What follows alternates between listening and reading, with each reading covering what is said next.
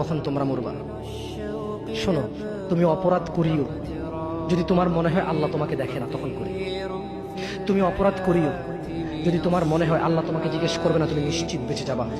তুমি অপরাধ করিও যদি তোমার মনে হয় যে আল্লাহ তোমার জন্য জাহান্নাম নির্ধারণ করবে, আর তুমি আল্লাহকে বলবা আল্লাহ আপনি বললেই হবে না, আমি জাহান্নামে যাবো। যদি এই ক্ষমতার অধিকারী হও তাহলে তুমি অপরাধ করিও।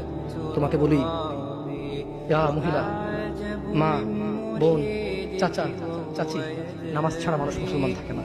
ওয়াল্লাহি আমি বলছি না কোথায় বাঁধবেন, তর্ক পরে। আমি বলছি আপনি নামাজটা স্টার্ট করেন। আমি বলছি না যে তারা ওই 20 রাকাত পড়বেন না 8 রাকাত পড়বেন। আমি বলছি যে আপনি পড়েন, 2 রাকাত হইলেও পড়েন। আমি বলছি যে আপনি ঈশার নামাজ 15 রাকাত দরকার নেই, আপনি শুধু 4 পড়েন। আমি কি বলছি সুন্নত বাদ দিতে? আমি বলছি যে তুমি পড়ছো না, শোনো, ভয় পেও না। ঈশার নামাজ 15 রাকাত তোমার উপরে ফরজ নয়। আমি তোমাকে না করছি না 15 রাকাত পড়তে। আমি বলছি যে তুমি নামাজই পড়ো না, 4 পড়ো। এই 4 রাকাত ঈশা না পড়লে তুমি মুসলিম নও। 3 রাকাত মাগরিব না পড়লে তুমি মুসলিম নও। 4 রাকাত আসর না পড়লে তুমি মুসলিম নও।